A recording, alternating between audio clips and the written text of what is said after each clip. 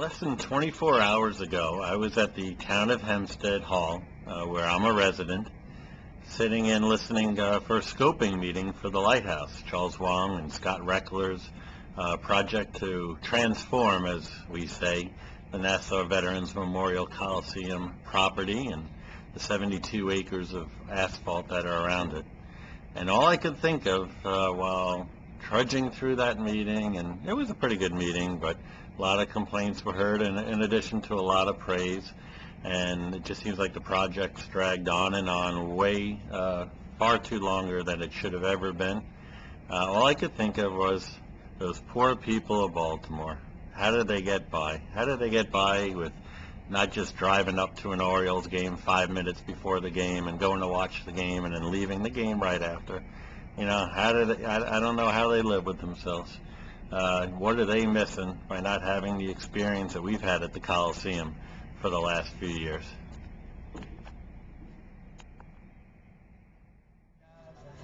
Now, granted, the people of Baltimore, they're lucky. They get to live near water, unlike the people of Long Island. Oh, wait, scratch that. But they seem to have a pretty good thing here, you know? They got the guitarist strumming along and people watching. It's a Wednesday afternoon. It's a work day. It's a little bit after lunch, around 2:30 or so, and the place is hopping. Sure, there's plenty of tourists too, but more importantly, there's plenty of commerce, and more importantly than that, there's plenty of happy people. And I don't know if you can make out the song in the background, but that's Cats in the Cradle by Harry Chapin. And as you know, Harry's from Long Island. There's something a little ironic about this shot, isn't it?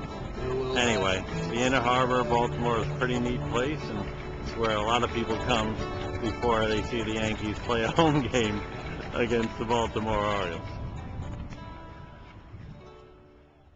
If you go from the Inner Harbor, just a 2-minute walk down Light Street, you make your way right to Camden Yards.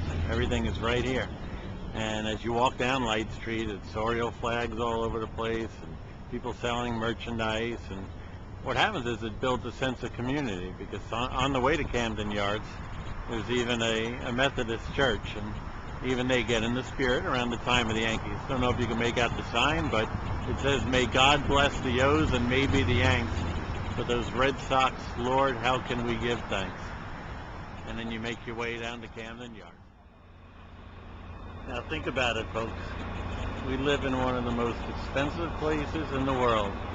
I know what I pay on my real estate taxes, my house taxes, and I'm sure I don't need to tell you what you pay for yours.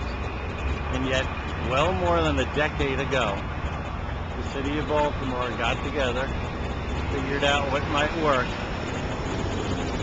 And more than a decade ago, while Long Island still waits to put a shovel in the ground, and let's hope it's next year, they got this done. Think about that. There's a reason why New Yorkers think the world revolves around them. You come to Camden Yards for a Yankee game, and what's one of the first things you see? But a statue in honor of Babe Ruth. Now, I know he's from Baltimore, but, you know, it just, you wonder about the Orioles. They got to walk by this Babe Ruth statue on their way to the game. Yankee fans, though, it just gives them another reason. And I'm a Yankee fan. Here with my brother for the game, working in Baltimore this week. Nice enough to invite me out to the game. But nothing like walking into a road game and seeing a statue of Yankee icon George Herman Ruth on the way in. A special place, Utah Street. And they have all the concessions and everything. Gates will open up at 5 o'clock. People come nice and early, spend a lot of money, eat a lot of food, drink a lot of beer before the game even starts. Of course, as has been proven in a lot of cities, Philadelphia, also close to home, one good thing leads to another. So right across from Oriole Park at Camden Yards, right across the street, what do you have? State-of-the-art, beautiful new home of the Baltimore Ravens. What do you say, New York Jets? It's not too late. Come to Long Island. If I can make just one personal plea to Charles and also to Scott Reckler as they're piecing together the Lighthouse project, no Hooters, please. I got nothing personal against Hooters. Actually, I'm pro Hooters, but I just don't see it fitting in on those sidewalk cafes at the Lighthouse. So, as a special favor to me, please, no Hooters at the Lighthouse. About every kind of food that you can name.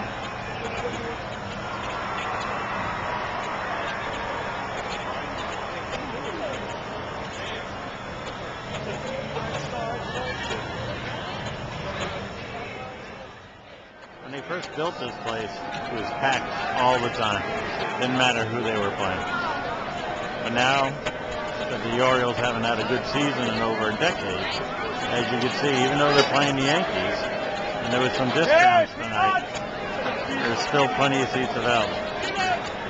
Now, don't get me wrong, this is a great crowd, but it doesn't automatically mean that if you build it, they will come. The team has to win. There's definitely a lesson in there someplace. There's something really weird about the bathrooms in this place. There's no lines. Look at everybody. You just walk in. How do you explain that? It is the men's room, right? Ladies' room, same thing. Men's room, you just walk in, you walk out.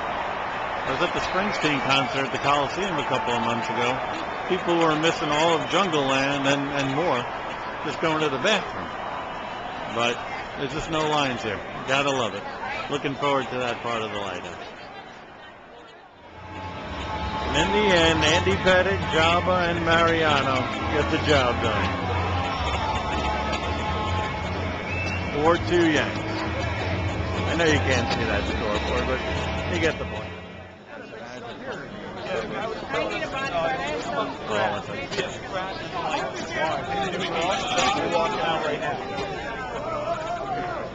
Pratt and White, yeah.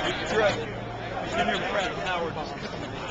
I just want A-Rod, Jeter, and Pratt and like 2 blocks. Like 2 blocks of Pratt.